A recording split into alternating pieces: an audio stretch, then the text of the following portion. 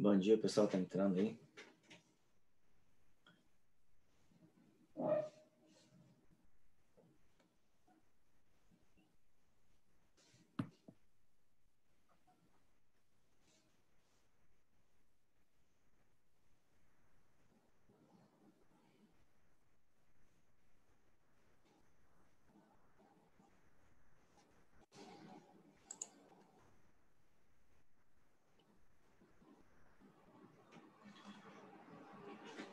Bom, o pessoal do YouTube vai ter um delay, né? Um delay de 20 segundos. Mas já tem um pessoal lá que já entrou lá no YouTube também. Legal. Você está gravando, né, Cleiton? Eu estou gravando, professor. Está gravando e está ao vivo no YouTube. Ah, beleza, obrigado. A câmera não me pega de frente, então eu fico de lado aqui. Tranquilo. Mas se eu sumir algumas vezes é porque eu estou usando um aparelho, às vezes ele Tá bom. diz. Mas aí pode continuar a palestra normalmente, depois eu volto, tá? Tá bom, tudo bem. Então tá entrando aí. As pessoas vão ter fala agora nesse momento, não? Eu ia perguntar ao senhor, como o senhor quer, né? Se o senhor quer fazer a apresentação e no final abrir para perguntas, que é um tema novo. Então, Isso eu acho que... Será que nessa modalidade aqui não dá confusão, não? assim, se o senhor quiser, por exemplo, o senhor decide, né? Se o senhor quer que alguém interrompa durante a apresentação, né? Ou se o senhor prefere que no final. Normalmente não dá problema, não. O pessoal dá um tempinho, cada um faz uma pergunta ao vivo no microfone, entendeu? Entendi. Então, tudo bem, pode. Mas como é que eu vou saber que eles querem fazer a pergunta? Eles ligam, os microfones deles ficam desligados, né? Pois é, mas vão perguntar para você? Você vai moderar isso? Como é que é? Não, eles falam e automaticamente, quando eles falarem, aparece o nome deles na tela para o senhor. Entendi, tá bom. Tá? Pode deixar durante, não tem erro, não. É durante a apresentação ou no final? Pode ser. Pode ser? Então a gente fala com Acredito que eles. pode, não tem problema, não. Tá?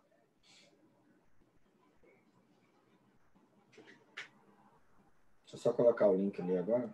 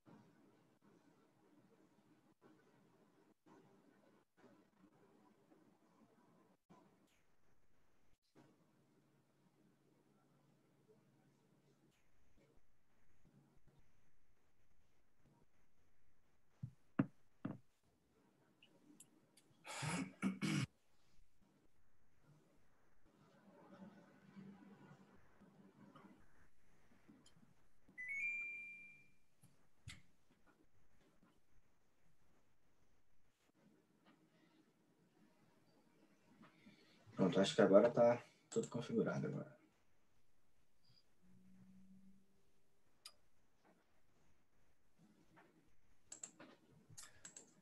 Você é fera.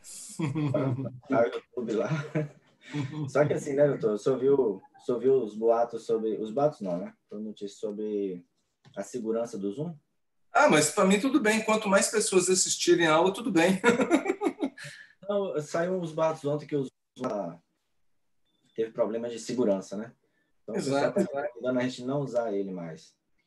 Mas é Então, aquele negócio. Eu acredito que para fazer uma reunião de uma empresa, para dados confidenciais, tudo bem, isso importa. Mas para nós aqui, eu acho. Eu expliquei para os meninos. Mas algumas pessoas ficaram preocupadas porque as notícias não foram bem claras. Né? Eles estavam fazendo interpretação de conversa, né? Se você não conversa nenhum dado com sigiloso, né? Sigiloso, né? Exatamente. Eu falei, para a gente não faria muita diferença. Tem um pessoal entrando no YouTube e tem um pessoal entrando aqui, né? Bacana, hein? Tá começando a entrar aí. Bacana. Se quiser dar um aí para a pessoa entrar, né? Os links estão aí.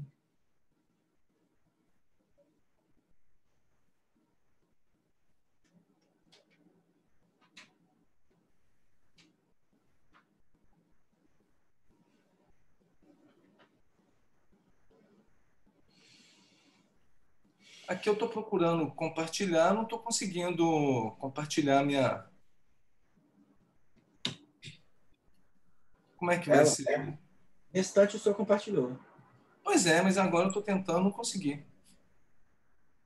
Será que o senhor aperta na telinha verdinha aí, no share screen, compartilhar Ah, tela? não, já achei aqui, já achei. Vamos testar? Pode testar, pessoal. Aí, está compartilhando? Frente, mas não fica. Compartilhando, professor. Dá para ver tudo. Tá ótimo. Beleza. Então, vou deixar uns minutinhos aí. Na hora que você me apresentar, eu tiro. E aparece minha cara. O pessoal demorou para entrar? Não, tá bom. Se você quiser dar um tempinho, tá? Esperar a conexão, para mim tá tudo bem.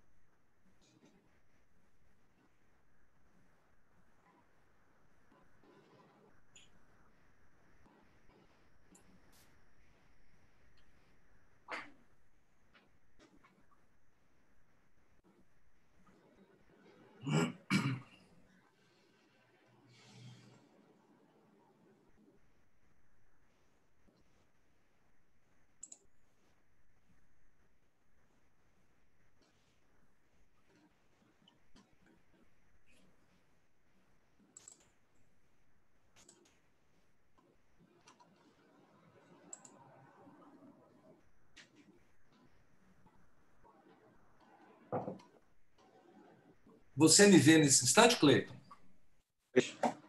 Quando o senhor entra nesse modo de apresentação aí, o Zoom permite que eu coloque a câmerazinha do senhor aqui do lado. Entendi. Eu tô te vendo também e alguns meninos aí, né? Alguns alunos. Do lado direito aí tem umas opções aí. Tem um quadradinho, um retângulo, do lado direito em cima, perto da imagem. Aí é onde o senhor escolhe no modo de apresentação. Entendi. Se o senhor quer ver uma tela só, se o senhor quer diminuir a tela, se quer ver várias. Ah, entendi. Mas nós estamos vendo o cursor já da apresentação. Né? Como? A gente está vendo o senhor e está vendo o cursor aí da apresentação. Ah, ótimo, beleza. O pessoal está entrando. De manhã, esses meninos demoram a entrar, viu, professor? Tá tranquilo. Se marcar 8 horas da manhã, eu acho que só fica eu e o senhor aqui. Não, você fala aí a hora que você acha, tá? Para mim tá tudo bem. Mas agora é uma hora boa. É a hora que o pessoal... Eles gostaram muito da outra reunião que teve esse horário. Uhum, entendi. As aulas realmente ficaram para dia 30, adiada até dia 30, né, professor? Né? Isso aí. Momentos transição, né? A gente está aprendendo. Mas eu estou achando até interessante, porque eu não venho utilizando esse recurso de aula à distância, mas eu acho que é ótimo. Eu acho que a gente deve aproveitar isso, né? É um recurso muito bom. Igual eu falei antes, dependendo da aula, né, dependendo do tipo de aula que vai ser dado. Né? Professor, muito no YouTube, né? Uns 30 e poucos lá, uns alunos estão entrando lá e outros estão entrando aqui. Mas assim, ainda não deu horário, né? Vamos esperar o pessoal. Não, tranquilo. Você está 9 horas ou 9 mesmo? Marcamos 9. 9, tá bom. Não, algum tipo de tolerância do pessoal aí. Não, tá tranquilo. Como eu te falei, eu estou tranquilo. Igual a gente está falando aí, algumas aulas realmente vão ser, como é que fala? Vão ser... Você não tem perda se você der tanto quanto na sala, né? Algumas aulas que são mais teóricas, alguma coisa assim. Outras aulas não tem como, né? Outras aulas não Exato. tem como ser virtuais. Mas algumas aulas deveriam ser virtuais, sim.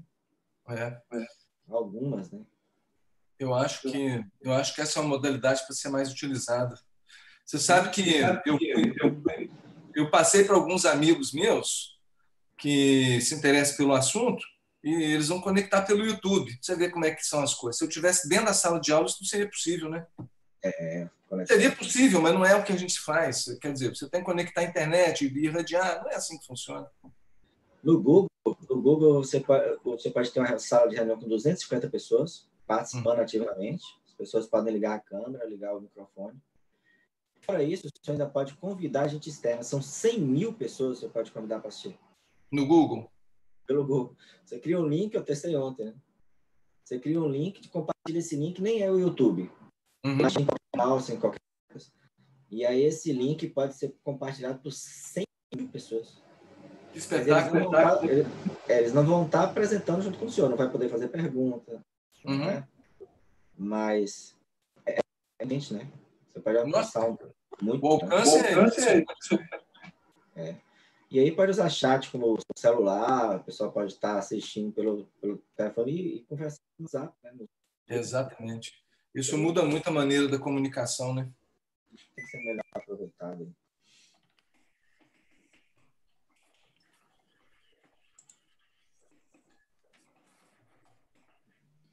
O pessoal está avisando que muita gente entrou lá pelo YouTube, né? Para deixar espaço aqui, porque essa sala só cabe 100 pessoas, né? Entendi. A sala já está quase cheia? Como é que está? Não, tem umas 50 pessoas. 45 pessoas. Ok. Tem 45. Mas eu acho que até a gente começar, professor, eles começam a entrar. Foi assim da outra vez também. Não, tá tranquilo. Para mim, na hora que você definir aí, tá tudo certo, tá? Tem um pessoal elogiando muito o YouTube, eles estão lá no YouTube. Estão gostando? Eu não sei por que eles estão elogiando, mas estão elogiando o YouTube. Eu acho que é porque tem costume, né, de entrar lá pelo YouTube. De frequentar, né? Tem um delay, né? Eu acho que esse delay está em torno de 20 segundos. Entendi. O que a gente fala aqui demora 20 segundos para aparecer lá. Entendi. Professor, então eu vou fazer uma introdução para a gente e depois eu passo a palavra. Só dar um recado para os meninos, pode ser? Claro. Bom, pessoal, eu acho que pelo de segurança e de preocupação com o Zoom, então nós vamos mudar a plataforma para o Google Meet. Hoje, então a gente já testa ele hoje à tarde. É igual o professor Dr. Paulo estava falando aqui, eu não vejo esse motivo todo, porque não tem malware, ninguém está roubando dados, aí. Mas teve um pessoal que demonstrou preocupação, então para evitar atrito, a gente mude para o Google Meet. O chat lá do YouTube é monitorado pela Lavínia. Obrigado, Lavínia e Lucas. Então, quando eles tiverem alguma coisa lá, alguma pergunta que vocês façam lá, como a gente não tem acesso, vocês vão passar para o professor aqui, tá? Dr. Paulo disse que vocês podem interromper se tiverem dúvida. E se for uma dúvida que você pode deixar para o final, nota que o Dr. Paulo vai abrir para pergunta no final da apresentação. Então é isso. Qualquer coisa, meu WhatsApp está ligado também, eu estou no grupo. E qualquer coisa vocês mandam. Então é isso, Dr. Paulo, muito obrigado por ter essa boa vontade de apresentar esse tema tão interessante para a gente, né? Aliás, todos os temas que você viu foram muito interessantes, a votação foi bem acirrada. Nós queremos agradecer esse tempo que o senhor está dispondo para a gente. E eu vou passar a palavra para o senhor fica à vontade. Ok, Cleiton, muito obrigado. Inicialmente, eu quero cumprimentar a todos, meu bom dia aos alunos da UFES, né, que estão aqui nessa audiência. Quero agradecer o convite do Lucas, inicialmente, e do Cleiton, posteriormente, todo o apoio tecnológico. Eu estou gostando dessa experiência, apesar de eu ser fraquinho na tecnologia, mas a gente fez uns testes aí anteriormente, antes de ontem, eu acho que vai rolar bem. Eu agradeço, então, a oportunidade de estar aqui. Cumprimento também os internautas que estão acompanhando pelo YouTube. E, para mim, é muito bom, é uma honra poder estar aqui falando desse assunto que me toca pessoalmente. Então, como o Cleiton colocou, se vocês quiserem fazer alguma interrupção durante a apresentação, está disponível, mas se puder deixar para o final, eu acho que nessa modalidade aqui talvez seja mais interessante, né? Eu vou compartilhar uns slides e a gente vai comentando a respeito do assunto, usando aproveitando, né, o apoio pedagógico aí dos slides. Eu queria inicialmente esclarecer para vocês que eu vou falar de um assunto que me toca profundamente enquanto profissional. Eu sou um obstetra, um ginecologista, há muitos anos que eu atendo partos, estou muito interessado nesse assunto, e eu não falo da posição de um psiquiatra ou de um psicólogo, eu falo da posição de médico e também posso dizer que da posição de pai, que eu tenho 3 filhas e eu tive alguma experiência pessoal com gestação, né? Então, a gente, durante o exercício da profissão médica, a gente fica sem muitas respostas de determinados fenômenos, determinados eventos que acontecem ali com o caso do nosso paciente, e porque muitas vezes nós somos bastante pragmáticos, nós olhamos muito a coisa objetiva, a mulher que está na nossa frente, medimos a barriga e nós escutamos o batimento do coraçãozinho do bebê, a gente olha uma ultrassonografia e muitas vezes a gente se atém a esse tipo de informações. Porém, existe algo mais além disso. E é o que nós queremos conversar. Como que é esse psiquismo fetal? Né? O que acontece do ponto de vista da subjetividade com esse bebê? Há uma pessoa intraútero?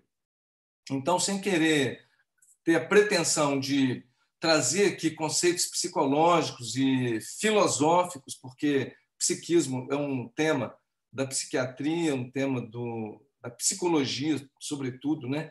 É um tema também da filosofia. Eu não quero entrar nesses conceitos, que não é a minha praia, eu vou me confundir. Eu já fiz alguma leitura e pude entender determinadas coisas que me convenceram bastante, que me influenciaram bastante, mas eu quero falar da posição de médico, ok? Quero deixar isso bastante claro aqui no início da nossa apresentação. Então, quando nós falamos de psiquismo, o que nós entendemos? Psiquismo é tudo que é relativo aos fenômenos ou processos mentais, conscientes ou inconscientes, de um indivíduo, de uma pessoa ou de uma coletividade. Então, tudo que está relacionado aos processos mentais, tanto conscientes quanto inconscientes. Bom, feto. Nossa aula é psiquismo fetal, né? Então, chama-se feto ao estágio do desenvolvimento intrauterino, que começa após 8 semanas da concepção e que vai até o fim da gestação. Então, o período fetal começa com 8 semanas em diante. O estágio anterior a esse período é conhecido como período embrionário, né? E o serzinho lá se chama zigoto. Psiquismo fetal ou psicologia pré-natal é um ramo bastante novo aí da psicologia. Ele tem ganhado interesse dos pesquisadores de uns 40 anos para cá, não mais que isso. Então, até para a psicologia também, esse é um ramo bastante novo e tem pessoas assim que se dedicam a esse estudo, né? Como eu vou apresentar posteriormente para vocês. Procurei colocar as referências em cada slide e para quem se interessar a uma leitura posterior mais detida. Então, o psiquismo fetal ou psicologia pré-natal se dedica ao estudo do comportamento, do desenvolvimento psicoafetivo e emocional do ser humano no período anterior ao nascimento. Na verdade, o psiquismo fetal ele não cuida só do período fetal, que seria de 8 semanas em diante. Tudo que, desde a concepção em diante, ficou abordado nesse estudo do psiquismo fetal. Então, seria o estudo do comportamento e desenvolvimento psicoafetivo durante toda a gravidez, ok?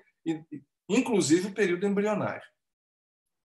Bom, o próprio Freud, lá nas suas pesquisas, ele sinalizou para a necessidade, ele sinalizou para a existência de um psiquismo fetal, como essa citação dele nos mostra, né? Há uma continuidade muito maior entre a primeira infância e a vida intrauterina do que a impressionante cesura do ato de nascimento nos permite supor. Quer dizer, o psiquismo não começa na hora do nascimento, quando corta o cordão umbilical, a cesura, né, dessa ligação entre mãe e bebê. O psiquismo não se estabelece a partir do nascimento. Então, o Freud mesmo sinaliza que há uma continuidade entre a primeira infância e a vida intrauterina, que é o que nos toca aqui nesse momento. Porém, ele sinaliza que isso existe, mas ele não discute esse assunto, ele não aprofunda nisso aí, como muitos outros assuntos que ele também apenas sinalizou que são importantes. Por essa importância, né, sinalizada pelo Freud, alguns autores, como nesse caso aqui, Zenidarsi, acham que seria importante criar uma fase chamada umbilical para o desenvolvimento do psiquismo humano, acrescentando essa fase umbilical às que já tinham sido descritas anteriormente pelo Freud.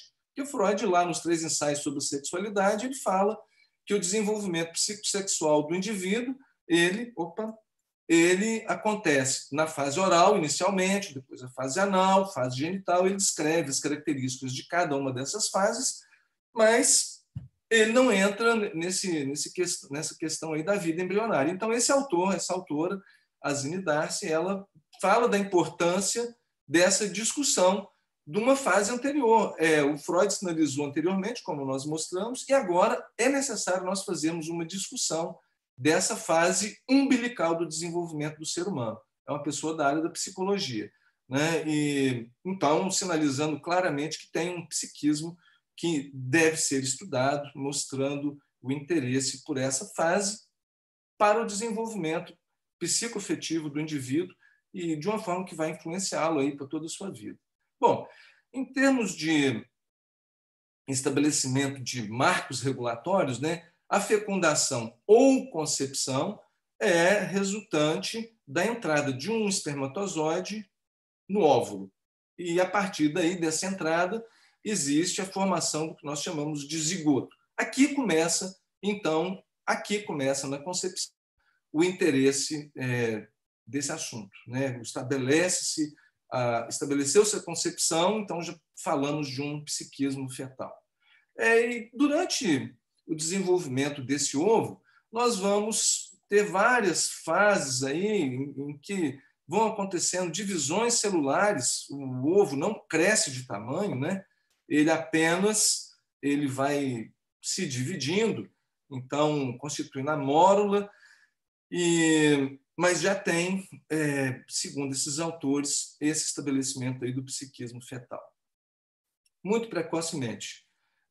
Só para nós recordarmos, a fecundação acontece na junção do terço distal com o terço médio da trompa.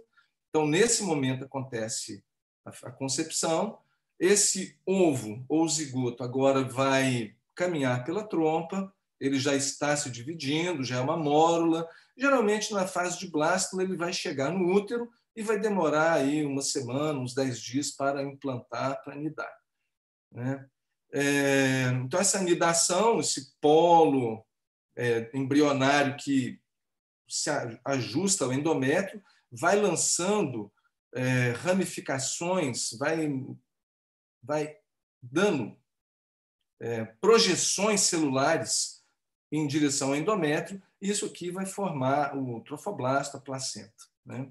E aqui nós temos, então, o futuro ovo, o nó embrionário. Bom, muito precocemente, esse embrião, logo depois da anidação, ele já apresenta características bastante interessantes, como, por exemplo, com 5 semanas, esse bebezinho, esse embrião, já apresenta células sanguíneas, né? Vou fazer uma passagem muito rápida por esses eventos. Com 6 semanas, ele já é sensível à luz. Em alguns casos, nós conseguimos até perceber os batimentos cardiofetais com 6 semanas, mas eles ficam bastante evidentes, né, os batimentos, na idade de 7 semanas. Com 7 semanas também, esse bebê já movimenta os seus membros. É fantástico isso, né? Já movimenta os membros. Com 9 semanas, quando começa aí propriamente o período fetal, o bebê, olhem bem, ele é muito pequenininho ainda, ele tem poucos centímetros de comprimento, 4 centímetros, mas esse bebê já tem sinapses corticais acontecendo assim, num ritmo avassalador. Fantástico, né? Brutal. O desenvolvimento aqui é muito rápido. E esse bebê já começa a apresentar alguns comportamentos do indivíduo depois que nasce. Por exemplo, ele pode chupar o dedinho, chuchear, né? Pode chupar o dedinho, polegar, por exemplo, como a gente percebe aí em exames de ultrassom, de fetoscopia. Com 11 semanas, esse bebê já produz expressões faciais. Veja bem, a sua face já está bastante formada, os lábios, o nariz, E esse bebê já produz expressões faciais. Por exemplo, ele já pode rir, ou então ele também pode fazer uma fisionomia mais fechada, ele pode expressar mudanças na sua face, como nós também, depois de adultos, quando nós sorrimos, quando nós estamos preocupados, nervosos, irritados, surpresos. Então, já nessa fase, começa essa possibilidade para o embrião, para o feto. Com 12 semanas, é muito interessante que o feto agora ele já reage à luz, né? Ele já tem uma proporcionalidade entre os seus bracinhos, seus membros, braços e pernas, em relação ao restante do corpo, como será na sua vida adulta. Ele já tem essa proporção estabelecida. A cabeça não, a cabeça ainda é muito grande e corresponde a 1/4 do corpo. Depois que nasce, quando nasce, é cerca de 1/8 a proporção da cabeça para o corpo.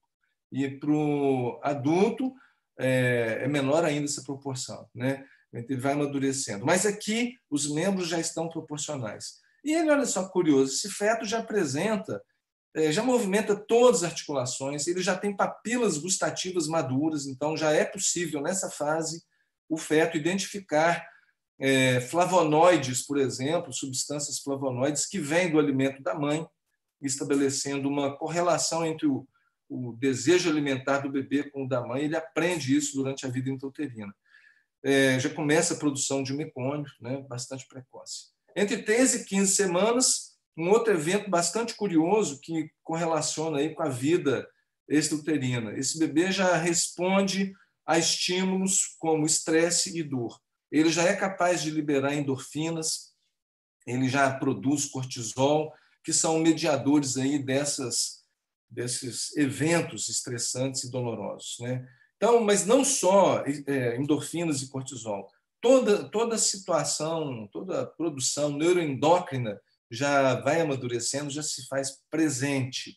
Então, esse bebê já mostra uma produção de hormônios da tireoide, hormônios reprodutivos e etc., né? E, paralelamente, todos os outros órgãos vão amadurecendo. Então, a pele já começa a ficar menos transparente, mais madura. O cérebro também já vai amadurecendo, enfim. Entre 16 e 20 semanas, tem um evento aqui que relaciona a uma descoberta científica mais recente. O bebê já percebe o som, porque nessa época, entre 16 e 20 semanas, esse bebê já tem o nervo auditivo, nervo óptico já amadurecido. Entre 16 e 20 semanas, esse indivíduo já consegue escutar sons pela via auditiva do meio externo, né? É muito curioso, porque antes esse bebê também faz registros, nós vamos discutir isso depois. Mas agora que a partir de entre 16 e 20 semanas, ele já consegue escutar sons que vêm do ambiente extrauterino. Não só do ambiente extrauterino, esse bebê escuta também os batimentos cardíacos da mãe, os movimentos respiratórios da mãe, o ruído que isso gera, né? Ele consegue perceber os ruídos da peristalse materna. Então, esse bebê está envolto no ambiente matrouterino, né? Um ambiente materno, ambiente matrouterino, e ele percebe os ruídos, os movimentos desse ambiente. Então, só para a gente ver aqui todos os eventos que eu enumerei aqui, alguns eventos, e esse bebê já é bastante reativo, então, a estímulos externos, Bom, com 24 semanas, esse bebê, eu destaquei aqui, ele apresenta já movimentos oculares do tipo REM. É muito curioso isso, porque se nós pensarmos em termos de consciência, em termos de estado de consciência nossa aqui, que nascemos, os movimentos REM são associados a um sono profundo, um sono refazedor, digamos assim, a produção de alguns hormônios, aí, essa produção pulsátil desses hormônios da vida vegetativa, né, que garantem a manifestação básica da nossa vida aí.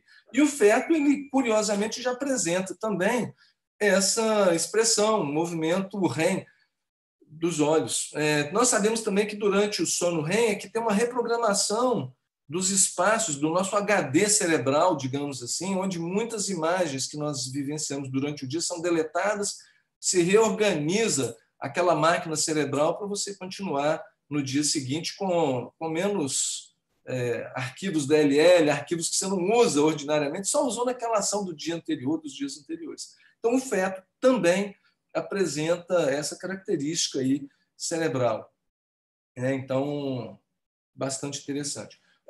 Alguns países estabelecem a abertura da fenda palpebral como limite da prematuridade. Alguns serviços no Canadá, por exemplo, já consideram que se o bebê consegue abrir as pálpebras, ele já é um bebê que pode nascer prematuramente e sobreviver. Isso é um dilema ético, né, bastante presente desde que começaram as UTIs neonatais. Quando que o pediatra neonatologista começa a investir num feto prematuro? A gente sabe, um bebê de 1 quilo é um bebê que já tem uma certa viabilidade. Um bebê de 2 quilos não vou nem discutir. Mas a partir de quando? Um bebê de meio quilo, um bebê de 700 gramas. E a gente vê aí, eu tenho um caso de um bebê de 470 gramas, que ele saiu, 570 gramas, que ele saiu, hoje está fazendo 9 anos de idade, um bebê, um garoto, Pedro, que não tem lesão, um bebê bastante saudável, tanto fisicamente quanto psicologicamente. É incrível, né? Mas isso traz um dilema ético aqui, nessa hora, quando investir no feto prematuro, no recém-nascido prematuro, em termos de viabilidade fetal. Isso aqui, nesse momento, nós fazemos uma reflexão, que esse feto já tem uma maturidade bastante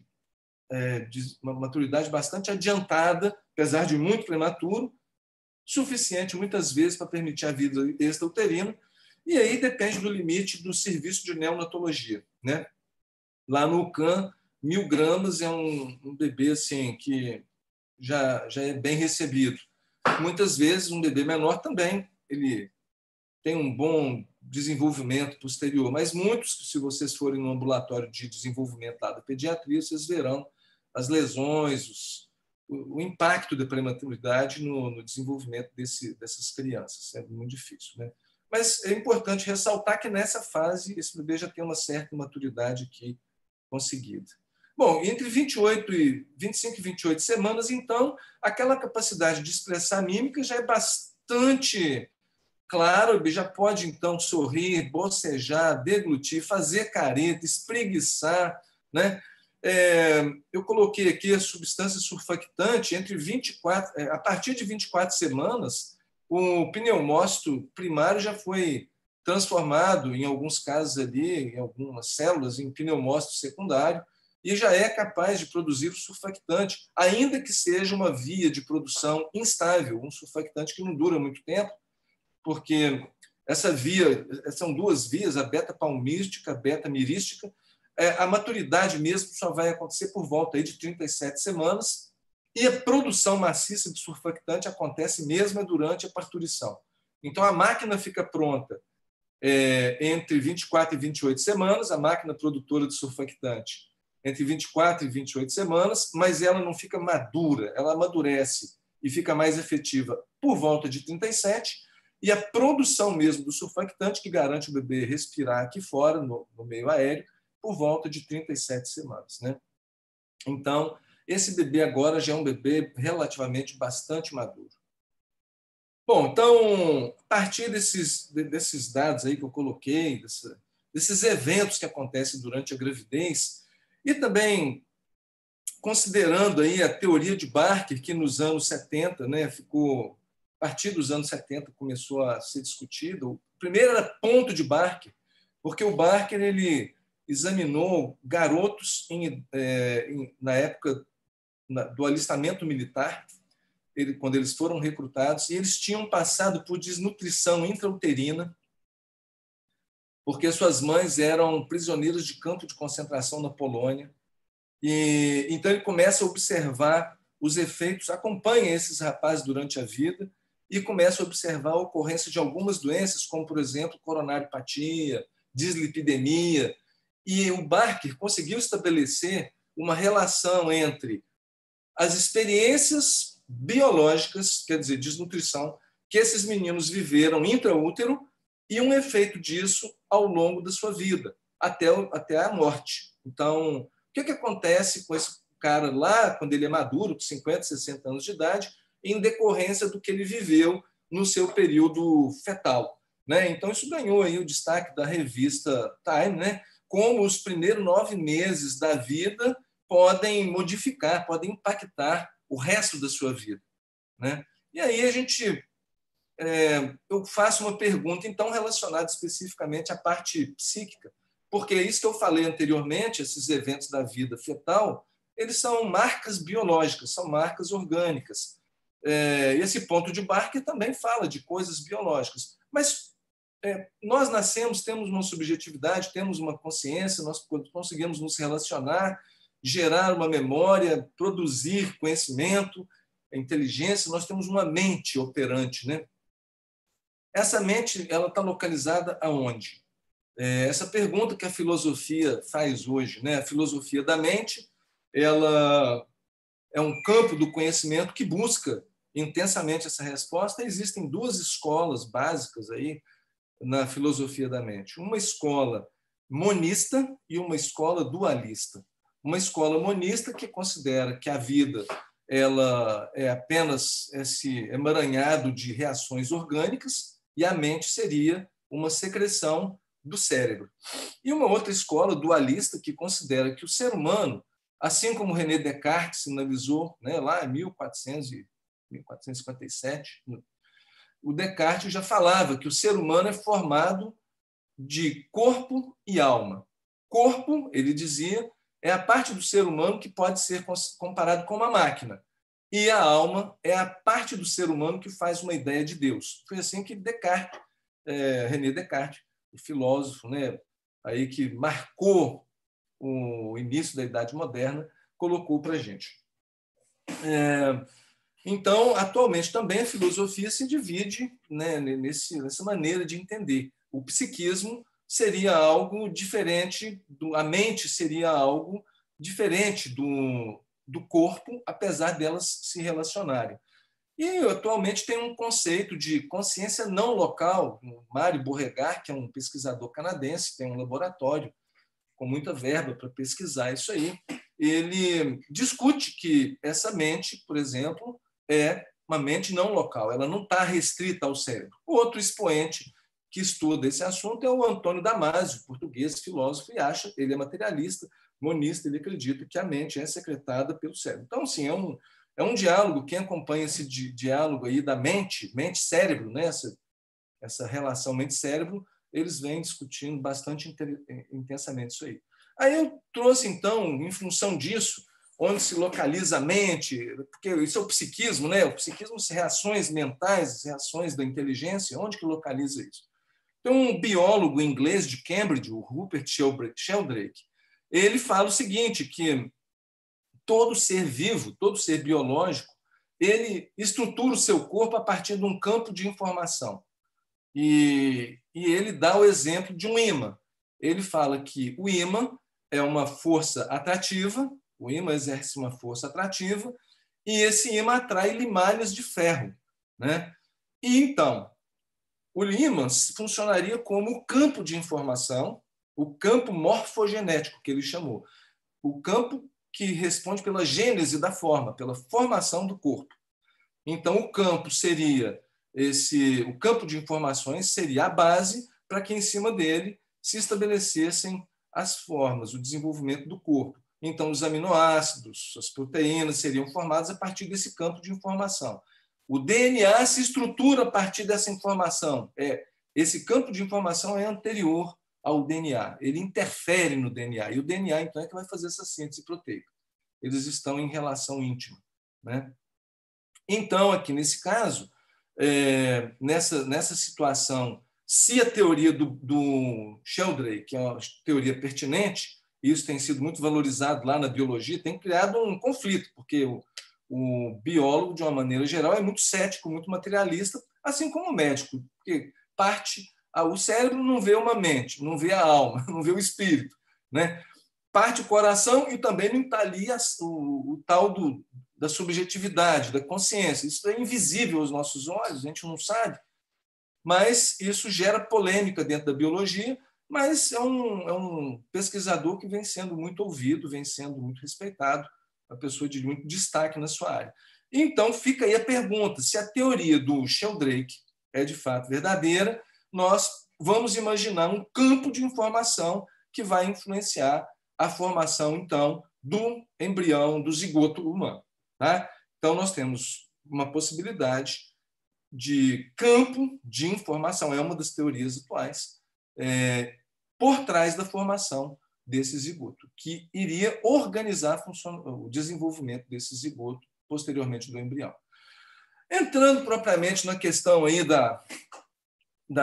do psiquismo, alguns psicanalistas importantes, e isso não é muito a nossa seara, né, mas são pessoas de destaque no mundo da psicanálise, como o argentino Arnaldo Raskowski. O Raskowski, ele acha o seguinte, que há no feto um psiquismo arcaico. Existe um psiquismo arcaico. E já existe um ego desde a concepção.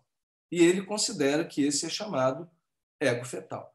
E ele, inclusive, ele fala que esse seria o ego ideal, aquele ego que você, aquele estado que você procura quando você está com as suas dificuldades, quando você precisa de um aconchego, um acalento nas suas dificuldades pessoais, você tem uma tendência a retornar a esse estado mental. Isso aconteceria diariamente durante o estado do sono. Então, todo dia a pessoa poderia voltar a esse aconchego intrauterino, esse psiquismo humano tem uma tendência, então, de buscar a sua origem materna quando está em dificuldades. Esse é o pensamento lá do Raskowski. Outro psicanalista muito importante, que influenciou pessoas muito eminentes aí no campo da psicologia, como, por exemplo, Winnicott, que é bastante conhecido, né? É um pediatra que estudou a psicanálise e estudou essa relação mãe-bebê de uma maneira bastante potente e é bastante estudado hoje, tanto pela psicanálise quanto pela pediatria. E também ele foi professor, o Bion, né? Wilfred Bion, foi professor da Melanie Klein, que estudou também, inaugurou também uma escola da psiquiatria, da psicologia, e ela estudou muito sobre o feminino, sobre a maternidade, a Melanie Klein. Então, para o Bion, ele fala que existe no embrião ou no feto um protopsiquismo, ou seja, um psiquismo ancestral.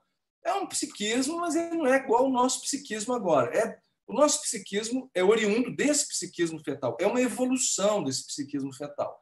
Apesar de ser uma evolução, esse psiquismo fetal é mais rudimentar.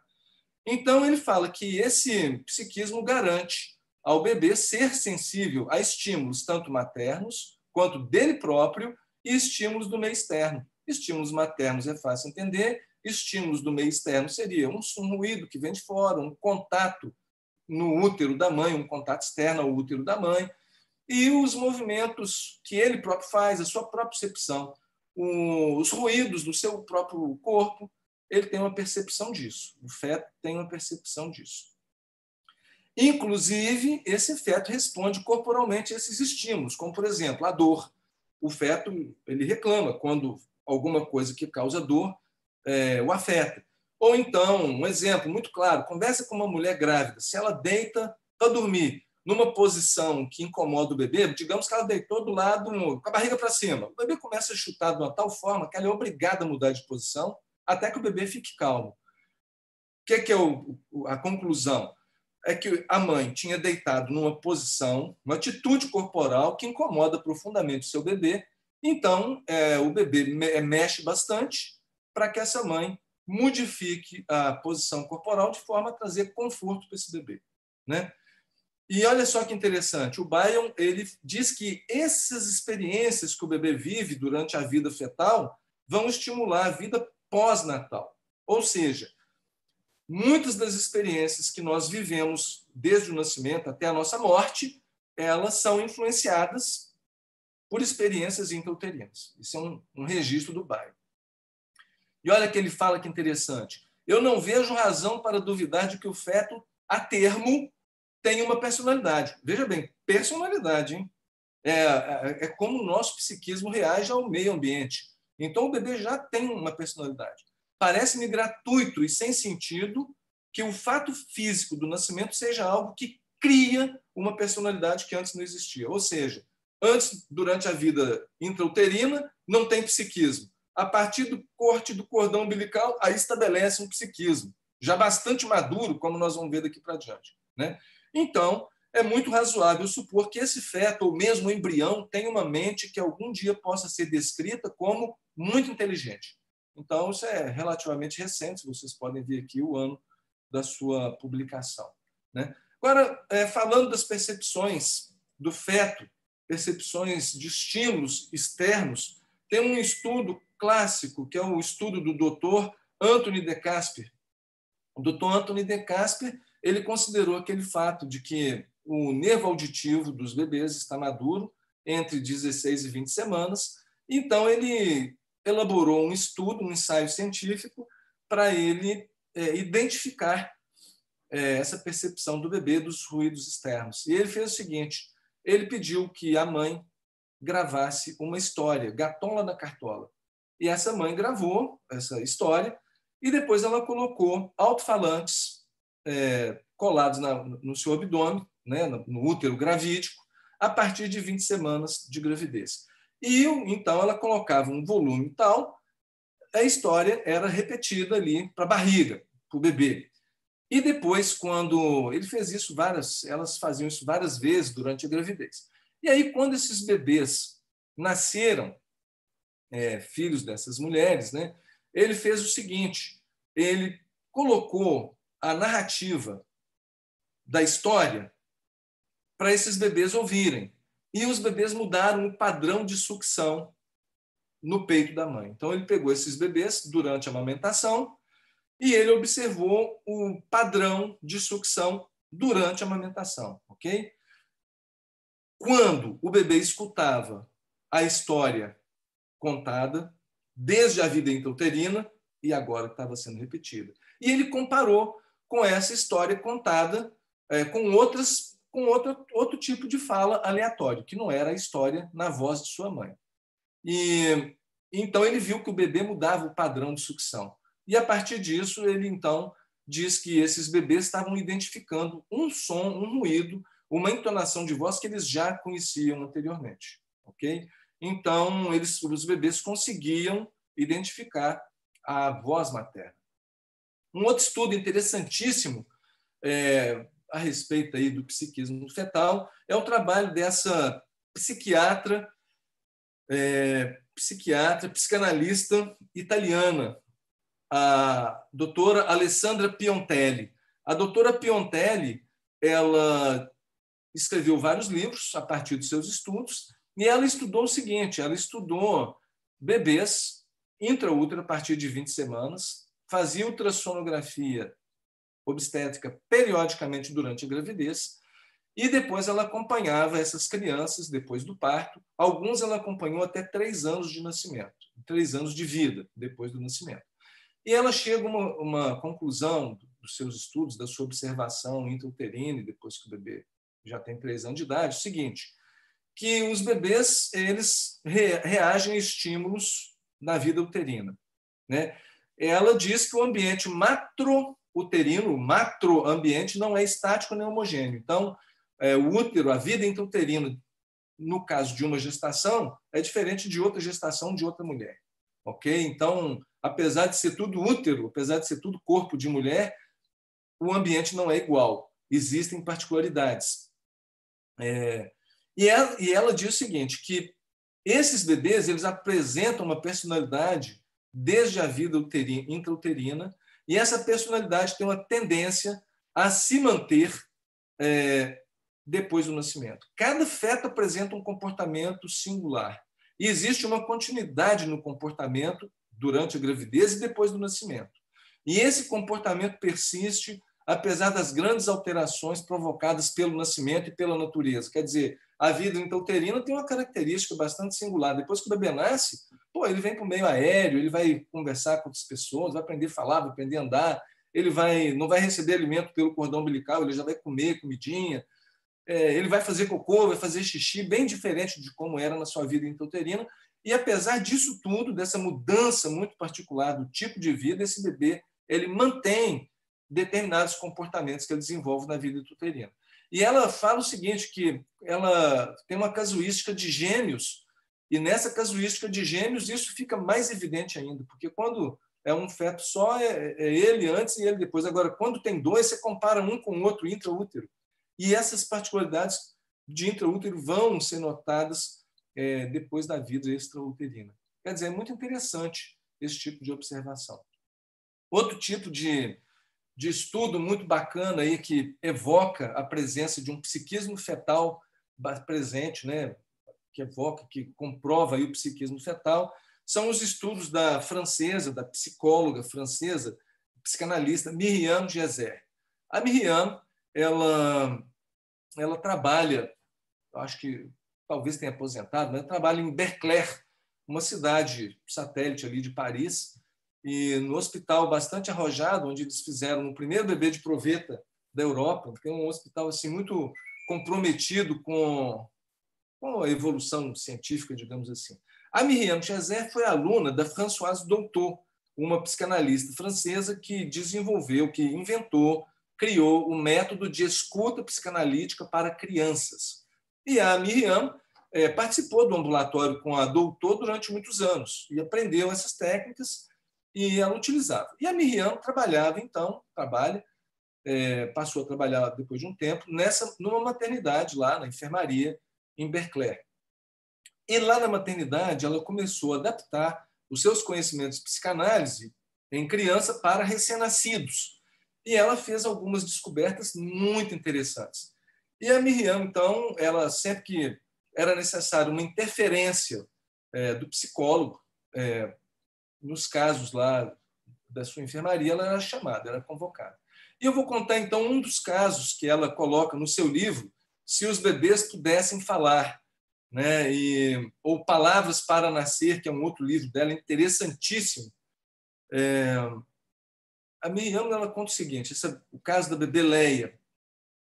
Ela é chamada para fazer um atendimento, chega na enfermaria, e lá na enfermaria encontra um casal muito aflito e a mulher dizendo, está repetindo, está acontecendo tudo de novo, não é possível, eu não vou suportar tudo isso de novo. Bom, então a psicanalista, ela se apropria da história, faz uma anamnese, e o que ela consegue captar ao final é o seguinte, aquele casal tinha vivido uma perda reprodutiva, uma perda gestacional, assim, uma gravidez bastante adiantada, ela fala de 8 meses. E pouco tempo depois, esse casal engravidou sem ter elaborado o luto dessa primeira gestação, dessa perda reprodutiva. Então, o casal estava muito aflito ainda, muito tocado pela perda do bebê, que foi um natimorto, quando se viu grávidos, né? Se viram grávidos. E aí o que acontece? Ela vai para a maternidade, o casal vai para a maternidade, a mulher tem bebê, mas ela não preparou um enxoval, ela não preparou o quarto do bebê, ela não preparou nada para receber esse bebê, de tanto medo que ela tinha de perder de novo, e talvez paralisada pelo sofrimento. Talvez não, paralisada pelo sofrimento aí do primeiro bebê. Então, a Myriam entendeu isso, que era um casal que não tinha aberto, de fato, um espaço objetivo na vida deles para receber essa criança. Apesar da gravidez estar ali, bem adiantada, apesar do bebê ter nascido, era o bebê um objeto concreto, ainda não tinha o espaço afetivo elaborado para receber essa criança pelo medo, pelo luto não elaborado pelos pais. Então, nesse momento, a Myriam, ela vira para o bebê, olha para a criança que estava presente, estavam só os 4 no quarto, e ela fala para o bebê, Leia, os seus pais tiveram uma perda um tempo atrás, uns meses atrás. O seu irmão nasceu morto, ele não teve chance, ele não teve escolha, porque ele nasceu morto. Você nasceu com vida. Os seus pais te desejam e eles não prepararam o ambiente para te receber em função do grande sofrimento que eles viveram pela perda do seu irmão. Mas eles te desejam, eles te amam. Para você viver, você tem que tomar uma decisão, fazer uma escolha. Você precisa se alimentar. E ela terminou essa fala, vira as costas, vai embora. Logo em seguida, o bebê mama e resolve o problema. Porque a Miriam tinha sido chamada para resolver o problema pela equipe médica, porque eles estavam prestes a passar uma sonda para passar leite para o bebê por essa via, já que o bebê não mamava, a bebezinha não queria mamar. Então o casal estava desesperado, o bebê não queria mamar, mas depois dessa intervenção meramente da fala, o bebê mama e resolveu um drama, porque já tinha mais de um dia que o bebê não mamava, né? Então pode falar que é uma coincidência, mas no livro ela conta vários outros casos dessa natureza. Muito interessante.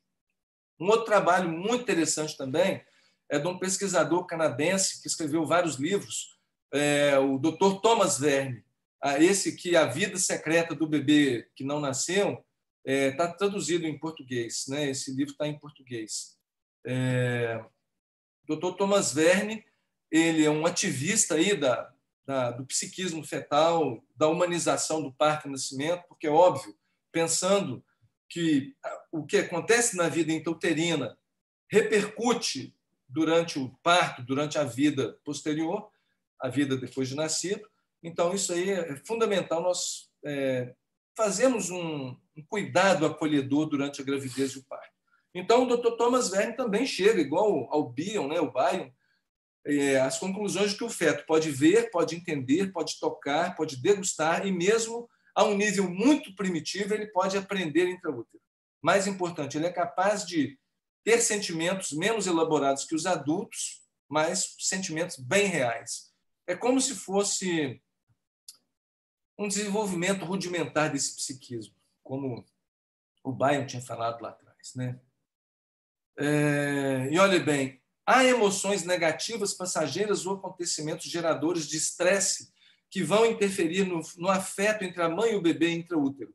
O perigo existe quando esse feto ele se sente rejeitado pela mãe ou quando suas necessidades físicas e psicológicas não são respeitadas. E aí ele conta no seu livro vários casos também, e eu destaquei aqui o caso do bebê Cristina. O Thomas Verne conta que ele estava visitando a maternidade do hospital de Uppsala, na Suécia, quando ele se depara com uma cena nos anos 70, e a cena era o seguinte: tinha um bebê, a bebê Cristina, que se negava a mamar no peito de sua mãe. Ela não mamava de jeito nenhum. Naquela época era permitido o aleitamento cruzado, ou seja, um bebê podia mamar em outra mulher que não fosse sua mãe. Isso era numa época aí pré-AIDS, né? Não tinha essa consciência dessa possibilidade da transmissão vertical de doenças, então, dessas doenças, e aí essa menina, essa bebê Cristina, chegou a mamar em mulheres da enfermaria lá, obstétrica, que não era sua mãe. Também esse bebê Cristina recebeu mamadeira, leite na chuquinha, e o bebê não tinha problema de receber leite dessa forma. Mas quando colocava o bebê no peito da mãe, o bebê rejeitava, recusava, não queria mamar. Então, estava estabelecida ali uma situação e o Thomas Verne presenciou essa situação lá na enfermaria e ele pediu licença e começou a conversar com o casal. E ele perguntou se a gravidez tinha sido toda tranquila, estava tudo bem. E aí o pai, muito eufórico com o nascimento da filha, que ele queria, desejava muito, ele, não, foi uma gravidez maravilhosa, tudo bem. E daqui a pouco a mãe, ela manifesta diferente. Não, olha, tem um evento aqui, tem um fato que aconteceu que eu preciso contar, é que eu não queria essa gravidez. Eu estava disposta, inclusive, a interromper a gestação. Eu não queria esse bebê, eu ia abortar. Mas quando eu percebi que você, meu marido, estava tão motivado, ficou tão feliz com a notícia do teste de gravidez positivo, eu repensei e ela recuou, essa mãe recuou da sua iniciativa de interromper a gravidez e levou a gravidez adiante. Com o tempo, ela assimilou aí a ideia da maternidade e aceitou a gestação com carinho, com amor, mas isso tinha acontecido lá nos primeiros anos da vida, nos primeiros meses, né, as primeiras semanas da gestação. E a conclusão do Thomas Verne, baseado na sua experiência de outros casos, é que, no início, a mãe recusou a maternidade. A mãe tinha recusado Cristina, e agora é Cristina que recusa a mãe. E o Thomas Verne sugere que algum esforço psicanalítico, psicológico deverá ser feito por essa mãe para cativar essa filha. Olha bem que impressionante a conclusão desse pesquisador. Então, é um caso que me chamou bem a atenção. Outra pesquisadora que eu gostaria de citar aqui é uma pesquisadora brasileira de São Paulo, a doutora Maria Júlia Prieto Pérez. Ela fala de vivências fetais, ela também fala que vivências fetais repercutem após o nascimento. Ela já trabalha de outra maneira, ela trabalha com regressão de memória a vivências anteriores. Então, o que ela faz? Ela coloca o sujeito que ela está atendendo no seu consultório de psicologia e ela diz o seguinte: você bota a pessoa em transe hipnótico e vai dizer o seguinte, e diz o seguinte: agora você vai regredir nas suas experiências, nas suas memórias, até o evento traumático relacionado ao seu sofrimento atual. E a pessoa vai voltando e para automaticamente nesse evento relacionado à sua dor de hoje que motivou a consulta psicológica. Então, o papel do terapeuta é ajudar esse sujeito, esse paciente, a ressignificar aquela experiência de uma maneira que ele se liberte do trauma, da doença, e possa, então, retornar para as experiências atuais modificado, deixando esse trauma para trás e se libertando, então, dessas amarras do trauma. E ela passa a ter uma vida melhor, ela cura, digamos assim, ou melhora do seu problema. Então, com esse tipo de técnica, a professora Maria Júlia Prieto Pérez, ela viu o seguinte: ela conclui que o feto é dotado de sentimentos, de lembranças e de consciência. O feto pode ver, ouvir, degustar, entender, aprender de forma rudimentar e também manifestar sentimentos. Esse feto pode acionar tendências conforme as influências que ele recebe, influências intraútero. A principal fonte de estímulos para o bebê é a mãe. Então, veja bem, ela fala que pensamentos, sentimentos e sensações que a mulher grávida vive de uma forma bastante marcante, eles vão acionar tendências nesse bebê. O bebê tem uma tendência de reproduzir. Isso aqui é importantíssimo para a mulher que está com depressão, por exemplo, chega no consultório e a gente faz a indicação dela ir ao psiquiatra, porque ela precisa tomar um antidepressivo, ela precisa tomar um medicamento. Ela fala assim: não, eu quero uma gravidez sem medicamentos, isso vai prejudicar meu bebê. É o contrário. Se essa mulher fica deprimida, se essa mulher fica tomada pela doença, digamos assim, uma doença descompensada, um sofrimento psíquico superlativo, esse bebê tem uma tendência a reproduzir esse comportamento. Imagina, tudo que a gente não quer. A gente quer que o bebê possa viver uma vida plena e não desenvolver-se deprimido, né? Então, ela mostra também que o bebê tem necessidades intelectuais e efetivas e que o bebê tem uma necessidade muito grande de sentir-se amado e desejado. Então, não é babaquice, não é bobagem a mãe conversar com a barriga. E tem muitas mulheres interessantes, elas falam que o bebê responde quando ela se dirige mentalmente ou verbalmente para o feto e diz que o bebezinho é muito querido, eu quero ter uma vida plena, sei lá, qualquer tipo de afeto que essa mãe demonstre para o bebê positivo, isso vai interferir, esse bebê vai sentir-se bem, isso ajuda a criar pessoas autoconfiantes. Então, ele diz também que, por outro lado, o feto, e olha só que eu acho muito chocante isso, que o feto pode rejeitar a condição da mãe, ou seja, o feto tem uma percepção da condição financeira, condição social, condição cultural da mãe. Eu acho isso impressionante, mas são conclusões da professora. Como que o indivíduo que está dentro do útero, ele não está vendo a casa, ele não está vendo se tem carro, se não tem, se ela vai de ônibus, se ela conta até o caso de uma criança que rejeitou a raça da mãe, porque ia nascer numa condição pobre e o indivíduo fala da raça. É uma raça que ele considerava que ia sofrer. Impressionante, né? E ela enfatiza que os sentimentos predominantes da mãe durante a gravidez podem dispor o feto aos mesmos, né? Isso é uma outra obra aí que vale a pena ser consultada. Agora tem um estudo que eu acho assim, fantástico, é uma tese de doutoramento dessa psiquiatra americana, a professora Ellen Van Bach, e ela também baseou a sua pesquisa em estudos de regressão de memória. Ela disse o seguinte, mesma coisa da professora Maria Júlia. ela convida os seus pacientes a hipnotizar essas pessoas, coloca a pessoa num transe hipnótico e sugere essas pessoas retornarem ao evento traumático relacionado ao seu sofrimento atual, que motivou a procura a psiquiatra. Né? E aí, então, as pessoas voltam nas suas experiências e muitos vão se localizar, né? Vão parar durante a vida fetal, no tempo da vida fetal e do parto. Então, olha só que coisas eu selecionei do livro dela, algumas observações, algumas falas de pacientes. Então, ela observou que para 90% dos sujeitos que ela estudou, o parto foi um momento de desventura e tensão. Então, o parto não é brincadeira. O parto é difícil para a mulher, o parto é desafiador para a mulher, e não só para a mulher. O parto é um desafio também para quem vai nascer, para o feto. Então, a pessoa que está nascendo, ela vive sentimentos de desventura e tensão, ou seja, tem um certo sofrimento. Né? Então, agora eu coloquei aqui, copiei, transcrevi frases desses sujeitos em transe hipnótico a respeito dessa experiência, lá no capítulo que ela trata do nascimento. Então, ele diz o seguinte, uma pessoa disse: meu espírito observava tudo. Minha impressão após o nascimento foi que a palmada que o doutor me aplicou era desnecessária. Fiquei indignado. Parecia que eles, a equipe médica, não sabiam que eu estava consciente e me tratavam como um não ser, mera coisa ou objeto. Outra pessoa diz o seguinte: como as pessoas são tolas por não saberem o que os bebês desejam.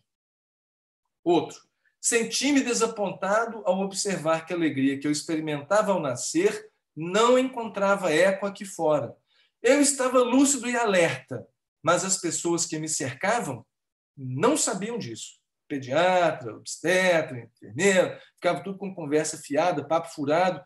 Ou seja, é igual quando a gente vai na feira para escolher tomate, né? A gente aperta o tomate bem devagarzinho para ver se ele está bom, para não machucar. Assim, pegava o bebê com cuidado, mas como se fosse um tomate maduro, só isso. Um não ser. Outra pessoa: senti-me indignado no canal de parto porque eu estava sendo forçado a sair antes do tempo que eu desejava. Ou seja, esse cara tinha uma consciência, ele devia imaginar o que ia acontecer aqui fora, queria ficar um pouquinho mais tempo dentro do útero e estava indignado porque estava saindo. Logo que eu nasci, eu observei a parede de um branco intenso. Não estava consciente dos sentimentos das demais pessoas por causa da minha intensa fúria. Pô, aqui ele fala coisas que me surpreendem. Por exemplo, esse feto nasceu com intensa fúria. Quer dizer, o menino já nasceu nervosinho, chutando o pau da barraca. Né? E mais, ele não conseguiu perceber os sentimentos das pessoas da sala de parto por causa dessa fúria. Ele estava cego de raiva. Mas, espera aí, ele está dizendo que é possível perceber o sentimento de outras pessoas. Estranho isso. Um feto que nasce de olho fechado, no processo de parto, aquela dificuldade que é o nascimento, ele tem capacidade, esse camarada tinha essa consciência que ele poderia ter percebido, mas não percebeu porque nasceu nervoso. Olha bem. Esse outro aqui. O médico se mostrava ocupado com a tarefa do parto e despreocupado de mim, como pessoa humana. É o que eu falei do tomate maduro. Né? Tive vontade de rir deles, não sei por quê. Eu acho que foi porque eles não sabiam realmente quem eu era e nada sabiam acerca do que é nascer. Pô, claro que o médico sabe o que é nascer. Né? Vai nascer a cabeça, depois nasce o ombro anterior, depois o ombro posterior, sai o cordão, corta o cordão. O médico sabe a parte biológica, mas o médico não considera a parte subjetiva, a parte psíquica, que esse indivíduo que está nascendo tem sentimentos, tem emoções, ainda que rudimentares, e vai registrar a memória disso tudo.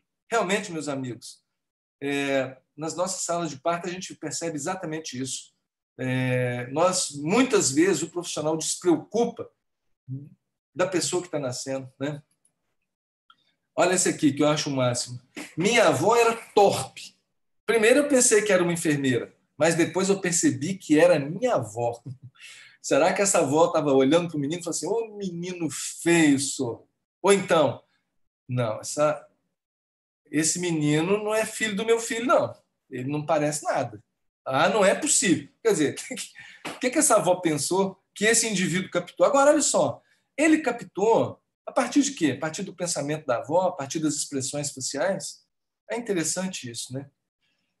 Bom, então eu trouxe alguns eventos aqui, alguns estudos, e espero que eles tenham trazido reflexões para cada um de vocês sobre a existência desse psiquismo fetal. E a professora Joana Wilheim, uma psicanalista, psicóloga de São Paulo, diz o seguinte, que todos os fatos que ocorrem, ela fala para psicólogos, tá? Todos os fatos que ocorrem na vida pré-natal recebem registro mnêmico, de memória. Esse registro se dá e fica a nível inconsciente e, portanto, influirão o sujeito por toda a sua vida. E se toca o inconsciente, é de interesse da psicanálise. E ela usa isso como argumento para convencer os seus pares da psicanálise para estarem atentos ao psiquismo fetal. E o que ela fala, para mim, serve também claramente para nós médicos. Quer dizer, todos esses registros, todos os fatos que acontecem na vida intrauterina geram registro de memória. E isso vai influenciar o resto da vida do indivíduo. Então, nós voltamos aqui à questão de Barker, né?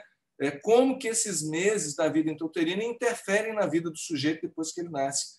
E considerando numa visão aí de que tem um psiquismo, uma subjetividade, independente de onde está presente essa subjetividade, né? Então, é isso. Aqui, ao final, então, da nossa apresentação, queria registrar que, para mim, como obstetra, é fundamental nós considerarmos essas pesquisas, essas experiências dessas pessoas e de outras, né, que eu apresentei, de outros pesquisadores, sobre o psiquismo fetal. Porque o psiquismo fetal, o seu entendimento, vai interferir no parto, vai interferir na relação mãe-bebê, vai interferir na amamentação, vai interferir na relação do vínculo entre mãe e bebê. Ou seja, nós precisamos olhar a gestação também sobre essa ótica. O pré-natal médico ele é fundamental, a gente não pode abrir mão de nada disso, dos exames, das medidas, dos registros. Isso é essencial. Nós somos médicos, nós não podemos abrir mão disso. Mas, por um outro lado, nós temos que incorporar na nossa prática uma visão mais ampla, de que nós temos uma subjetividade e precisamos valorizar a subjetividade desse bebê, né? A gente já está muito focado em valorizar a mulher, né? Em dar algum protagonismo para ela, em reconhecer, aliás, o protagonismo dela. Já temos alguns progressos, né? A mulher pode escolher um acompanhante, ela pode escolher algumas coisas aí de como ela deseja seu parto, isso é motivo para uma outra aula sobre assistência ao parto. Inclusive, isso já é política pública, né? Recomendações aí formais do Ministério da Saúde, isso já vem nos livros de obstetrícia mais modernos. A medicina baseada em evidências já aponta nessa direção de respeitar a mulher no seu protagonismo, respeitar a mulher enquanto sujeito da atenção, mas não só a mulher, mas também o bebezinho é sujeito dessa atenção, a partir dessa visão do psiquismo fetal. Então, nesse momento, meus amigos, eu agradeço muito, espero ter despertado em vocês aí a reflexão desse assunto, do psiquismo fetal, e me coloco disponível, então, para nós trocarmos ideias.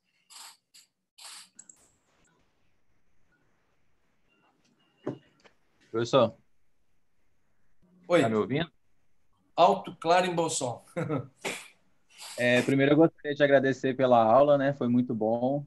A sua boa vontade, quando eu convidei para essa aula também, foi uma prontidão muito, muito solícita da sua parte.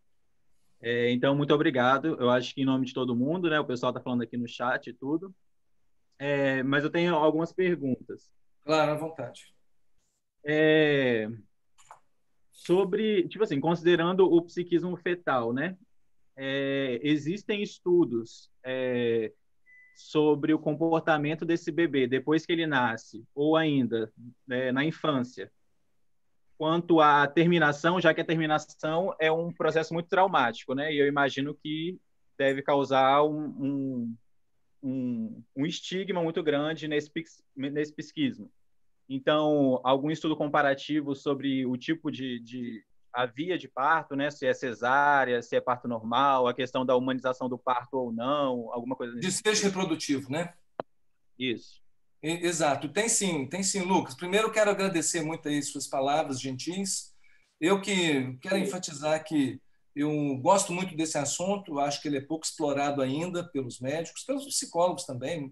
Tem alguns psicólogos nos ouvindo aqui, alguns amigos meus, e fico feliz com essa presença pelo YouTube, porque realmente esse estudo do psiquismo fetal é novo e tem pouca gente que fala, que gosta de estudar isso. Mas eu não me ative aqui a questão do desfecho, uma comparação posterior, mas até uma boa sugestão. Tem um pesquisador francês, o Michel Audin, que escreveu vários livros e ele cita uma série de artigos a respeito exatamente disso, do tipo de atendimento que você faz no parto, na sala de parto, e o desenvolvimento posterior do bebê. Então, por exemplo, o Michel Audin, ele mostra alguns estudos realizados na Suécia, que ele mostra o seguinte: quando a criança ela recebe, durante o trabalho de parto, opioides, que a mãe precisa de opioides para diminuir a dor do parto, tem uma tendência maior de adicção desse camarada depois que ele nasce, né? Outra coisa interessante, quando essas crianças têm um parto traumático e, do ponto de vista da anóxia intraparto, são pessoas que aumentam a chance de suicídio por asfixia. Olha só, hein? Ele cita um autor sueco que pesquisou nos registros de morte na Suécia. Ele pega, então, no registro lá do Ministério da Saúde, o desfecho, né, tipo de morte, suicídio. E aí ele vai olhar o que tem na ficha do sujeito e ele acha esse evento epidemiológico, que pessoas que morrem por asfixia, no suicídio, tiveram mais asfixia, tiveram como um evento importante na sua vida asfixia no parto. O outro que ele vê também, quando o camarada tem fratura de ossos do crânio, no caso de fórceps ou então vac-extração agressivos, né, também tem chance maior de suicídio por métodos mecânicos. Então, pular na frente de um trem, pular de um edifício. É um negócio meio chocante. Agora, existem muitos estudos aí sobre desenvolvimento. Não é a minha praia, não é a minha leitura, mas desenvolvimento dentro da psicologia. Crianças que têm um desenvolvimento mais amplo, mais rápido, mais precoce, quando vive um parto bom. Um parto bom seria o seguinte: um parto não traumático. Traumático além do habitual, em que esse contato pele a pele é respeitado, em que a criança pode mamar precocemente na sua mãe, por exemplo. Certo, obrigado. Eu ainda tenho outra pergunta na seara da primeira. Existe alguma diferença que seja notada nesse psiquismo em fetos que nasceram a termo e outros prematuros? Porque imagino que o prematuro vá desenvolver o psiquismo com muito mais estímulos, né, do meio externo depois que nasce. Lucas, eu nunca li especificamente sobre isso, não. Essa comparação eu não me recordo. Entendi. Agora, o Thomas Verne, aquele canadense que eu mostrei, A Vida Secreta dos Bebês que Não Nasceram, Bebês do Amanhã, o Thomas Verne ele fez muitas pesquisas a respeito de estímulo do feto para ele ser mais inteligente. Nos Estados Unidos, no Canadá, sobretudo nos Estados Unidos, eles têm essa ideia de estimular o bebê com determinadas músicas, com determinados jogos de palavras, para esse bebê ser mais inteligente depois. Tá? Fizeram alguns estudos sobre isso. E eu acho que isso aí também é forçar a barra, sabe? E tem estudo que mostra que o bebê capta, que ele capta a brincadeira e responde. Ele é passível de resposta. Mas eu não sei se isso, do ponto de vista emocional, é bom. Eu acho que tem que viver cada fase ortologicamente, no momento adequado, não prematuramente nem tardiamente. Agora, quanto ao desenvolvimento do psiquismo em virtude da prematuridade, eu não li. O que eu acredito é que a prematuridade, a internação de CTI, e aí tem a doutora Andréa Lube, lá do Hospital das Clínicas, né, pediatra, ela é uma pessoa muito dedicada aí ao estudo dos fetos. No mestrado dela, ela estudou a reação dos fetos à dor. E é muito interessante. A gente viu claramente a resposta do feto, dos bebês prematuros, inclusive, e maturos, a respeito da dor, da internação na UTI, como que isso impacta essa criança, em termos de consumo de analgésico, de procrastinação da aula, do retardamento no ganho de peso. Quer dizer, o estresse que o bebê vive ali pela prematuridade, pelo ambiente de UTI, ele é real. E acredito que psicologicamente isso vai ter um impacto também brutal na vida da pessoa, né? Mas é só crença minha, eu não conheço dados, assim, pesquisa sobre isso.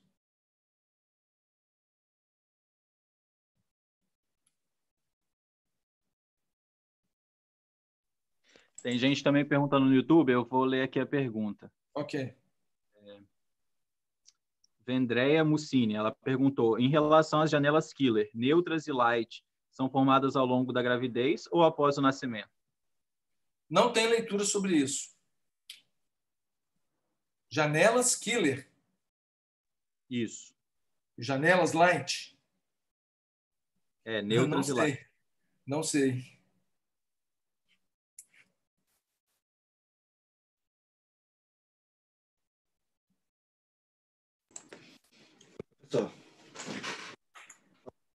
Sobre as influências negativas, né? Dependência, traumas, mas tem leitura sobre as positivas, por exemplo, você influenciar o desenvolvimento cognitivo de uma criança desde a idade fetal? Pois é, vários pesquisadores trabalharam com isso. Eu destaquei aqui o Dr. Thomas Verne, do Canadá, talvez seja o maior expoente nisso aí. Os estudos daquele médico que eu citei lá, que colocou história, esqueci o nome dele, mas enfim, vou lembrar. Eu mencionei na pesquisa que contou história, Gatola na Cartola, Anthony de Casper. Os estudos do Anthony de Casper também, a partir dos seus estudos lá nos anos 70, mostram que o bebê ele capta estímulos positivos. E tem um grupo grande de pessoas que hoje não menos, hoje não tanto, mas já muito preocuparam no passado em estimular o bebê para ele ter uma inteligência maior. Vários estudos mostram que o bebê reage positivamente, como, por exemplo, a professora Prieto Pérez, né, Maria Júlia Prieto Pérez. A criança se beneficia dos sentimentos positivos, né, de acolhimento, da criança se sentir amada. E é interessante, no Japão eles têm uma crença que a grávida ela não pode ser exposta a cenas terríveis. Isso é uma cultura deles, é uma crença popular. Ela não pode ver cenas feias, coisas agressivas, porque isso vai passar para o bebê. E seria exatamente isso. Os sentimentos assim mais intensos de asco, de terror, de desespero que a mãe vive, e se ela vive isso sistematicamente, isso vai impressionar de alguma forma esse bebê, né? Por um outro lado, eu tenho uma paciente que contou uma história interessantíssima. Ela tinha brigado com seu marido, e a gravidez já estava bem adiantada, estava barriguda, e aí ela brigou com o marido, rompeu com ele. E o cara foi trabalhar de manhã e ela nem despediu do marido. E ficou alguns dias assim, dando gelo no companheiro. E aí, um belo dia, ela fingiu que, pertinho da hora dele chegar do trabalho, ela estava deitada na cama, isso devia ser umas 8 horas da noite, 7 horas, e ela fingiu que estava dormindo. Mas quando o marido dela entrou, fez um clique na porta da sala, entrando na casa, nesse momento o bebê mudou o comportamento, começou a chutar de uma forma que quando ele entrou no quarto, ela começou a rir e eles fizeram as pazes. Porque você imagina bem, o bebê interagiu justamente nesse momento. Ela veio me falar que o sentimento dela é que o bebê estava fazendo a aproximação do pai e da mãe. E isso me marcou, que ela estava de jogo duro, ela não ia ceder, mas ela notou uma mudança ali do bebê. Se é verdade, se não é, né? Essas histórias, a gente ouve essas histórias com frequência, sabe?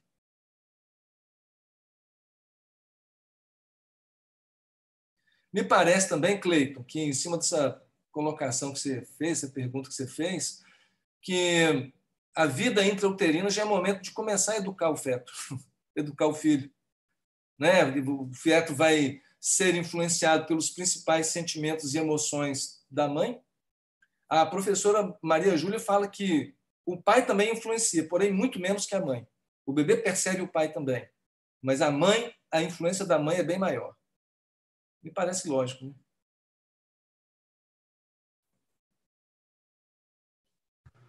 Bom dia, professor. Bom dia, Vaniara. Quero agradecer pela aula. Já quero ser mãe e obstetra.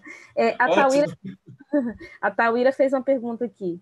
Mães que passam por eventos traumáticos durante a gravidez ou quando há outras situações de sofrimento materno, pode ter fetos que enxergam o parto como uma saída da condição de sofrimento ou não? Repete, por favor.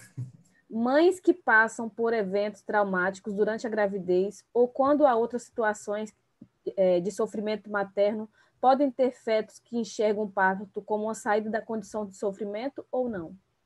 Olha bem, essa pergunta ela não é da minha praia. Eu sou obstetra, né? Eu não sou psicoterapeuta, não sei responder isso. Uhum. Acho que isso aí é uma coisa que, por exemplo, a professora Ellen Van Bach responde melhor. Na experiência desses psiquiatras, desses psicanalistas, desses terapeutas de experiências passadas, eu estou tomando a palavra deles para explicar, mas não é a minha experiência pessoal, tá bom? Na experiência deles, é possível que os registros de sofrimento sejam ressignificados, né? A pessoa faz o registro. Agora, eu acredito também que tem, igual aquele feto que nasceu nervosinho, porque não conseguiu perceber ali o ambiente melhor, porque estava muito nervoso, muito irritado com a situação, é uma personalidade diferente de uma pessoa mais dócil, diferente de uma pessoa mais amorosa. Então, assim, o feto já esboça rudimentos de personalidade. E as personalidades são diferentes, não tem duas iguais, né? Então, tem pessoas que vão interpretar um determinado problema de uma maneira, um feto que vai ser mais resiliente do que outro, por exemplo. Aquilo que magoa uma pessoa, aquilo que magoa um feto, não vai ter o mesmo efeito em outro. Então, eu acho que as pessoas são singulares e podem reagir de uma forma particular às dificuldades ou eventos favoráveis, né? Mas os psicólogos é que têm que responder isso para a gente. Muito obrigada. Eu tenho também uma experiência. Eu nasci de 6 meses e meio e foi uma gestação, pelo que minha mãe conta, bem turbulenta e não desejada. E aí eu consigo enxergar isso em mim, que eu carrego algo de autoconfiança baseado naquilo que eu vivi intraútero. Então, eu acho que esses posicionamentos aí que o senhor colocou, muito pertinentes, e eu sou a prova viva de que realmente tem algo intraútero muito forte que a gente ainda desconhece muita coisa ainda. Muito obrigada pela aula. Que é isso, Vaniara, um prazer. Eu quero fazer um comentário a respeito disso que você apresenta, que é o seguinte, esse é um campo ainda inexplorado, digamos assim, ainda pouco explorado e pouco visitado por muitos profissionais. Acho que para nós, enquanto médicos, é importante valorizar a existência de uma pessoa ali. Quem é o sujeito da atenção? Porque quando você, enquanto médica, eu, enquanto médico, eu vou olhar para quem como sujeito da atenção? O meu conhecimento, o meu desejo, a regra da instituição ou a subjetividade daquela pessoa que está na minha frente buscando ajuda, entendeu? Então, eu acho que conhecer psiquismo fetal, saber que existe, para nós é importante nesse sentido. E acho também que é importante nós entendermos essa subjetividade, esse psiquismo, para encaminharmos as pessoas ao profissional que pode ajudar. Então, se você percebe uma relação da experiência gestacional, do desfecho reprodutivo, na sua vivência atual, na sua experiência de hoje, isso traz dor, isso traz desconforto, eu acho que nós, como profissionais, temos que estar atentos para encaminhar esse indivíduo para uma psicoterapia, entendeu? Acho que a gente já tem à disposição, tem muitos pesquisadores, tem muita gente fazendo isso na prática profissional, né?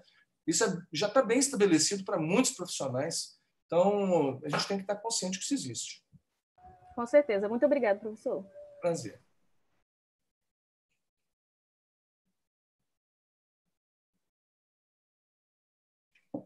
Professor, eu tenho uma pergunta sobre obras e escritos que o senhor considera introdutórios sobre o assunto, alguma coisa assim, que a gente possa ler assim, estando no ponto que a gente está. Sobre esse assunto? Ô, Lucas, esse livrinho da professora Joana Wilheim, posso colocar na tela aqui de novo? é muito interessante. Você encontra disponível na Casa do Psicólogo. Ela aborda... deixa eu achar aqui, peraí. Perdi meu mouse. Deixa eu voltar aqui. Compartilhar a tela. Ajuda aí, Cleiton. Vamos ver lá.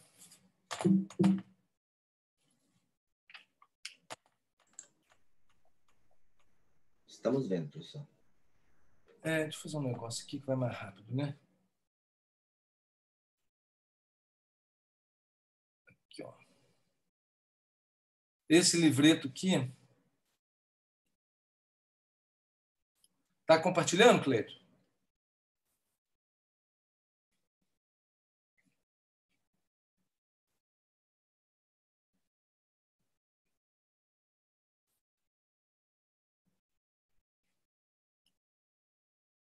Não está não, professor. Eu estou aparecendo aí, Cleiton? Não estou vendo. O senhor está aparecendo, professor, mas a imagem... A tela não. Tá. Vou lá, compartilhar a tela, então. Compartilhar a tela. Deixa eu achar aqui.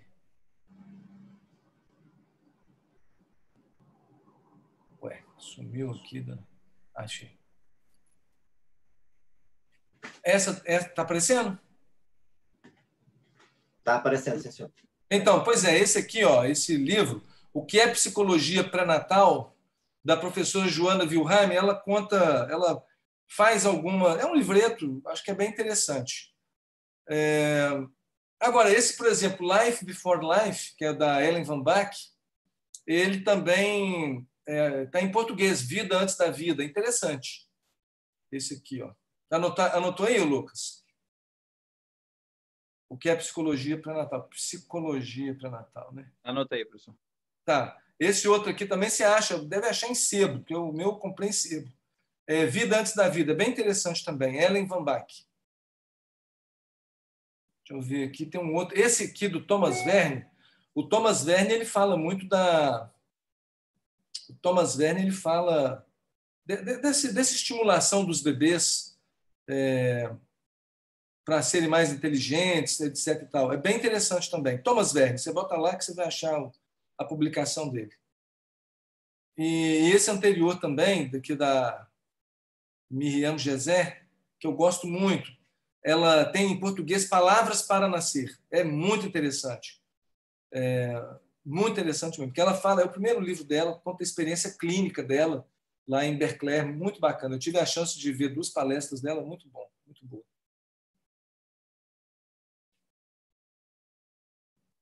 Professor, tem outras perguntas no YouTube que eu vou ler aqui. Tá ok.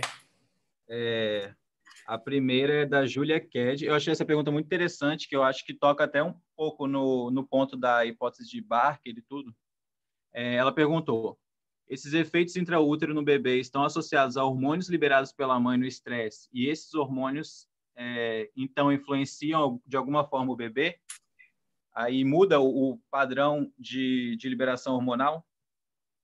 Exatamente isso, exatamente isso. Já tem, eu não sei te falar aqui agora, mas existem estudos que mostram isso. Lembra que eu mostrei aqui atrás, quando eu falo do feto, que ele já tem uma produção de hormônios?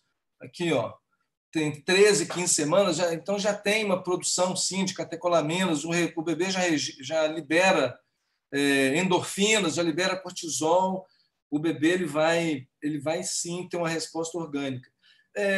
É uma ideia interessante que vem disso aqui. Essa pergunta da Júlia me faz uma reflexão muito importante. Porque, se você pensar na história do conhecimento humano, na Idade Moderna, né, Descartes talvez tenha sido o primeiro grande filósofo aí da Idade Moderna. Descartes vivia no auge da Inquisição Francesa, 1457, né, o discurso do método. E, naquela época, o Descartes ele teria escrito um livro de história natural. História natural era o conhecimento de geografia, história, biologia, eles chamavam assim, história natural. Todos esses conhecimentos. A ciência ainda não estava dividida, como a gente conhece hoje, né, epistemologicamente, organizada como hoje. E o Descartes escreveu um livro sobre isso, mas ele dá notícia disso num livro de cartas, na sua obra completa, que é uma série de cartas, correspondência dele, e ele fala nessas cartas que tinha feito essa obra não publicada, não foi publicada, ela desapareceu. E o que se acredita é que desapareceu porque pessoas contemporâneas dele, um professor amigo dele da Holanda, onde ele dava aula, morreu por causa da Inquisição. Giordano Bruno, italiano, também morreu por causa das suas teses. Galileu Galilei foi obrigado a negar o heliocentrismo. E então Descartes teria recuado da publicação por causa disso. Então, o que eu estou querendo dizer? Quando você toca assuntos que ligam à espiritualidade, que falam da subjetividade, eu coloco espiritualidade algo que transcende o biológico, o orgânico, ok?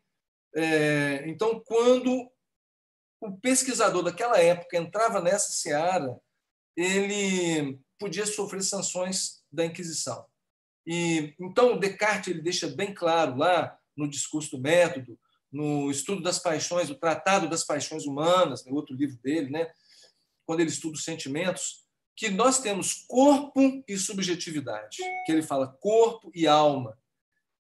Mas ele começa a descrever as ciências, ele começa pela álgebra, pelas matemáticas, pela aritmética, pela trigonometria, os planos cartesianos.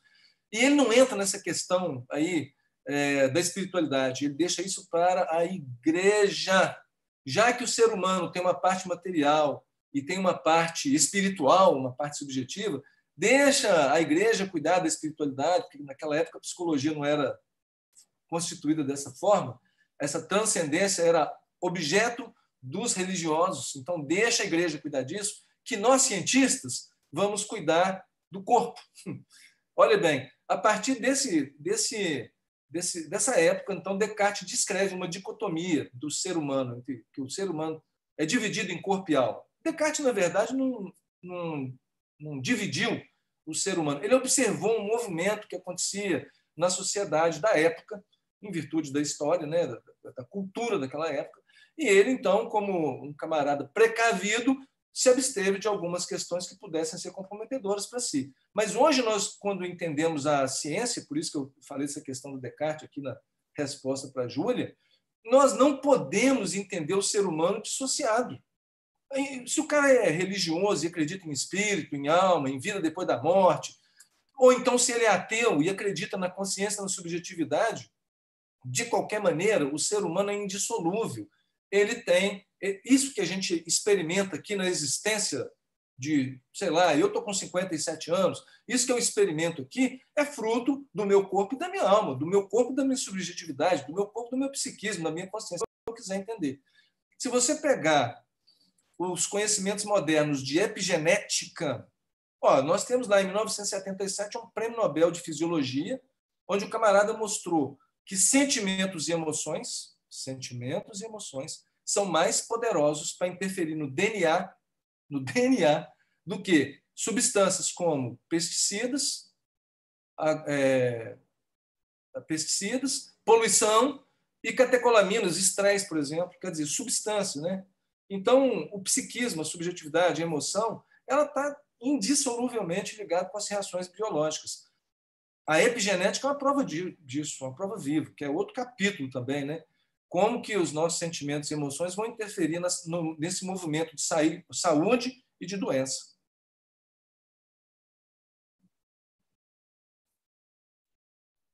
Certo. Tem duas outras perguntas no YouTube. A primeira é da Karen. Ela pergunta assim.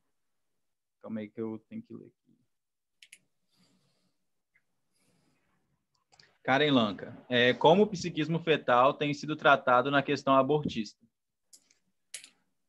Olha bem, eu sou um obstetra e a minha posição é a favor da vida. Eu acho que a vida é ontológica, o início da vida é ontológico. E na minha concepção, eu penso igual a Kate Moore, do Tratado de Patologia, né? A Kate Moore coloca como patologista que o início da vida é desde a concepção. Quer dizer, quando entra um espermatozoide no óvulo, nesse momento, você já tem vida. Então, a vida é ontológica, né? E o direito, a filosofia, Meu posicionamento pessoal. Esse é um tema que divide muitas emoções, né? Como tudo na sociedade hoje está muito polarizado, mas fica aí a reflexão. Eu acredito que... Eu acho paradoxal. Eu visitei a Suécia, visitei uma maternidade lá, na época era a maternidade mais dedicada à humanização do parto. Eu fui, como fellow, visitar esse serviço, e quinta-feira era o dia da interrupção voluntária da gravidez. Lá na Suécia, toda mulher tem direito de interromper até 16 semanas, sem motivo, sem justificativa maior, e, em alguns casos, até 22 semanas, mas a verdade é que eles não têm controle. Quem quiser interromper, independente da idade gestacional, vai interromper. Agora, me parece assim, chocante demais que a pessoa tenha a iniciativa de recusar a maternidade com 22 semanas, mas com 26 semanas, com 25 semanas, eles gastam um absurdo com a UTI. Isso me choca muito, esse entendimento, esse fato, entendeu? Acho que o estudo de psiquismo fetal deixa bastante claro para a gente a existência de um psiquismo intraútero. Agora, como cada indivíduo vai adotar isso para a sua vida é uma questão particular, né? Mas eu acho que fica aí uma grande reflexão para as pessoas que são liberais. Nós vimos aqui há pouco a doutora Vaniara colocando sua experiência pessoal de ter nascido prematura e que isso impacta na sua vida. Agora, e o caso da bebê Cristina lá, que o professor Thomas Verne contou, o bebê de Uppsala, que não queria mamar no peito de sua mãe. Quer dizer, são fatos que tem milhares de relatos como esse, né? Eu pessoalmente consolidei muito a minha posição pessoal a partir desses meus estudos. Professor, licença rapidinho, só fazendo um adendo. Eu assisti um filme esses dias baseado em fatos reais, o Não Planejados.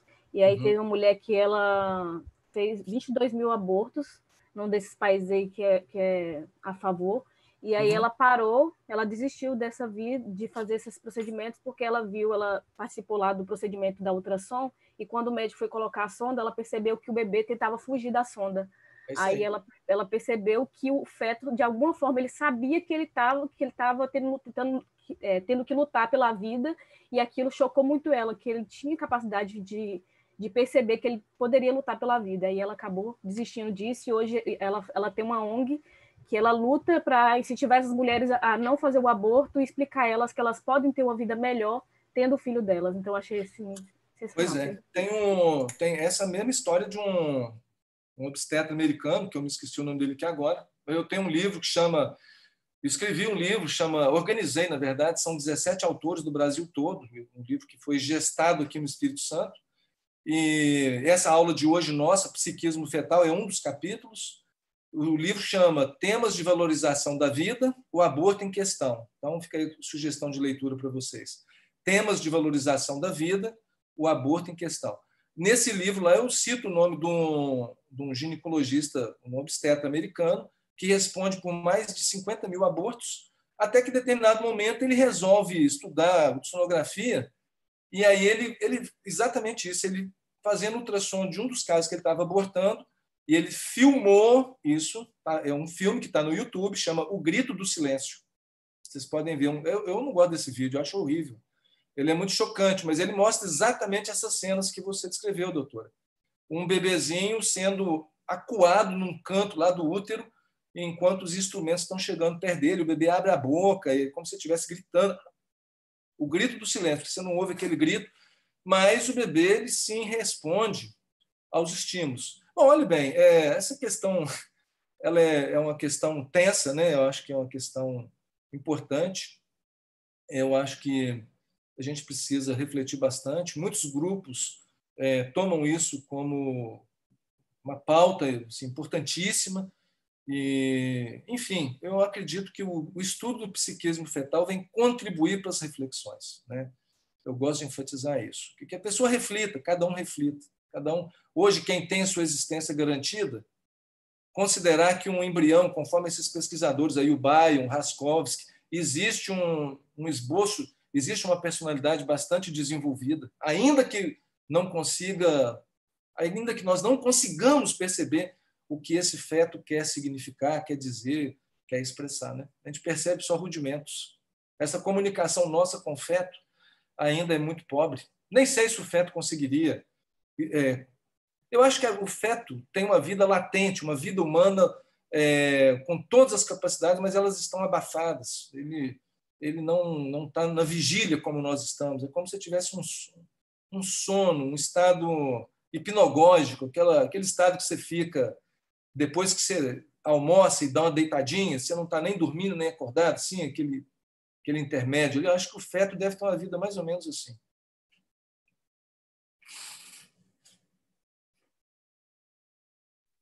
A outra pergunta é da Juliana. Ela perguntou: há algum estudo que investigue eventual influência da gravidez originada por métodos de fertilização in vitro e o psiquismo fetal? Não conheço. Boa pergunta, vou procurar. Não conheço.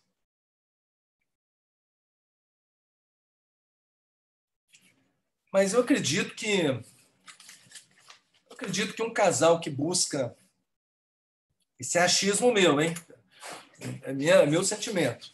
Um casal que busca o processo reprodutivo, que agasalha, que abriga a ideia de receber uma pessoa, que passa por todas as dificuldades do processo reprodutivo de fertilização assistida, que não é fácil, eu acho que esse casal tem uma vontade firme, uma vontade decidida de acolher essa pessoa, de receber esse indivíduo. Acho que isso aí é muito positivo. Acho que isso ajuda muito. Também são os sentimentos mais marcantes que interferem sobre o bebê, né? Os sentimentos da mãe mais marcantes que interferem. Então, se esse bebê é acolhido, acho que isso já ajuda muito. Eu não sei se o processo de ficar... Por exemplo, é uma coisa que me passa pela mente. Se nós pegarmos os bebês que foram, os embriões que foram feitos no laboratório e que estão congelados... Eu também não conheço estudo de psiquismo fetal sobre isso, porque o Conselho Federal de Medicina, aqui no Brasil, né, ele permite o descarte de ovos que não foram usados, de embriões não usados, e olha que já está no estado de mórula, 16 células, hein? Permite o descarte desses embriões aí a partir de 3 anos da fecundação que não foi implantado. Mas tem criança tem embrião que virou criança com, se não me engano, 13 anos, 17 anos.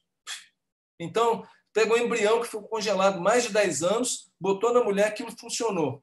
Foi adiante, virou uma criança. Imagina isso? E tem também embriões que você coloca na mãe e não desenvolve. Então, assim, eu não sei por que essas coisas acontecem. A medicina ainda não entende por que uma grande percentagem desses embriões não prosperam, não vão adiante. Da mesma forma também que na gravidez espontânea, nós temos cerca de 50% de aborto, de todas as gestações, né? Então, você tem uma grande chance de aborto. Se você pegar aí, os tratados falam de 20% a 30% de toda gestação termina como aborto espontâneo. Mas tem um autor austríaco, o Hertig, que fez um estudo interessante. Ele tentava identificar, através de uma câmara de cintilografia, trofoblasto no suposto sangramento menstrual. Então, como é que ele fez o experimento? Ele convidava mulheres que estavam menstruadas, me dá aí o MOR absorvente e tentava identificar ali trofoblasto através de imunistoquímica. E ele conseguiu identificar em 17% trofoblasto no sangramento supostamente menstrual. Pô, trofoblasto acontece em câncer de pulmão e na gestação. No sangramento que veio pela vagina é gestação. Então, 17% de supostas menstruações eram, na verdade, abortos precoces. Então, se você juntar 17% que ele encontrou com 20%, 30%, daí 47%, 37% de toda a gestação termina em aborto. Né? Tem psiquismo? Como é que esse psiquismo reagiria? Como é que foi? Eu não sei. A gente não tem essas respostas. As perguntas são boas, né? Mesma coisa com o psiquismo aí durante a reprodução assistida. Mas me parece que a via médica de concepção, essa via assistida, aí, FIV, né? É uma maneira muito digna e muitos casais têm se beneficiado.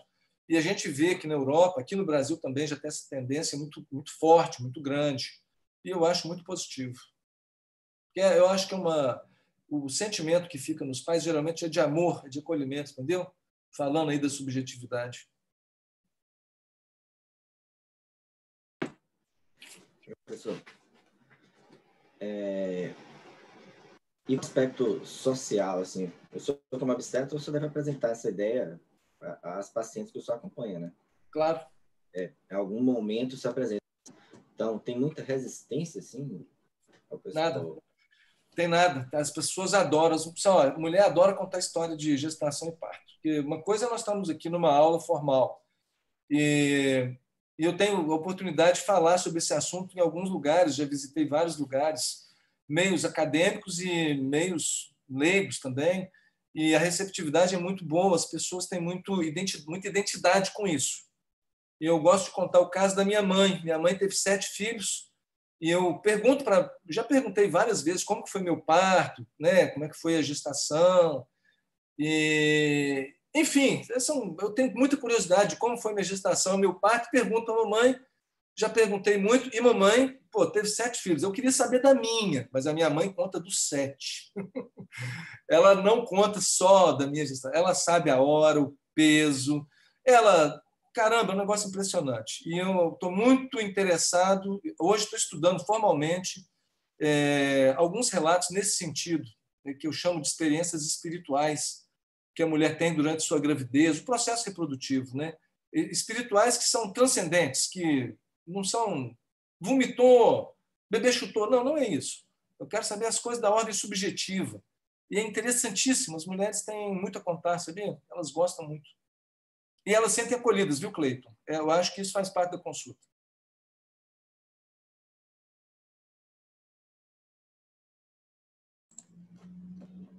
Mais perguntas aí, pessoal? Eu olhei no YouTube.